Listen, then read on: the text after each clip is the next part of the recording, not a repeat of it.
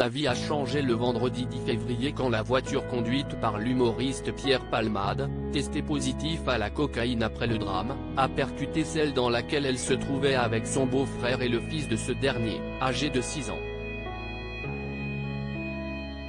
Le choc a été très violent. La jeune femme âgée de 27 ans, enceinte de 6 mois au moment du drame, a perdu son bébé, une petite fille qui devait naître en mai, après avoir subi une césarienne en urgence. Elle essayait d'avoir ce bébé depuis plusieurs années avec son mari. Après plusieurs fécondations in vitro sans succès, le couple avait enfin reçu une bonne nouvelle. Cet accident a anéanti leurs espoirs de fonder une famille. Légère éclaircie depuis ce 10 février, la jeune femme, grièvement blessée lors du choc, a enfin pu quitter l'hôpital ce mardi 21 février, d'après une information de BFM Télévision. Son beau-frère et l'enfant de 6 ans sont, quant à eux, toujours hospitalisés dans un état grave. Pierre Palmade, Muriel Robin, Michel Larocque, Véronique Sanson. Les femmes de sa vie. Le père de famille plongé dans un coma artificiel. Le père du petit garçon qui conduisait la voiture percutée de plein fouet par celle de Pierre Palmade est plongé dans un coma artificiel depuis le drame, après avoir été opéré 6 fois. Dans l'émission 7 à 8 dimanche 19 février, l'un de ses frères a expliqué que lorsqu'il a été opéré, après l'accident, il avait des trous dans l'aorte et que ses organes s'étaient déplacés. Si les médecins ont essayé de le réveiller, ils l'ont rendormi tant la douleur était insupportable pour lui.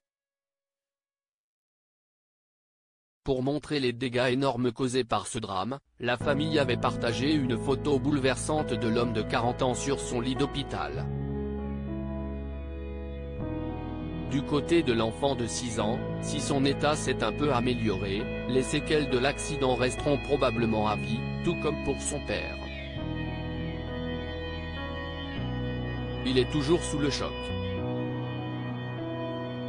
Sa mâchoire est un peu rétablie, mais il ne mange pas comme avant, il ne peut pas parler comme avant, avait indiqué le neveu du conducteur à BFM Télévision ce samedi 18 février.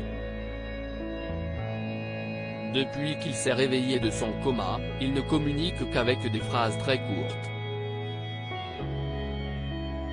Quant à Pierre Palmade, il a été placé sous contrôle judiciaire et assigné à résidence, avec un bracelet électronique, à l'hôpital Paul Brousse de Villejuif. Article écrit en collaboration avec 6 médias Crédit Photo, 6P Ocipa.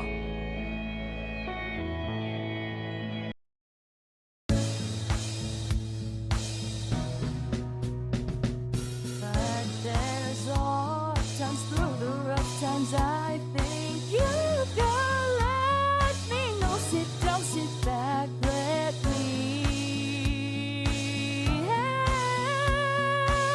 you out.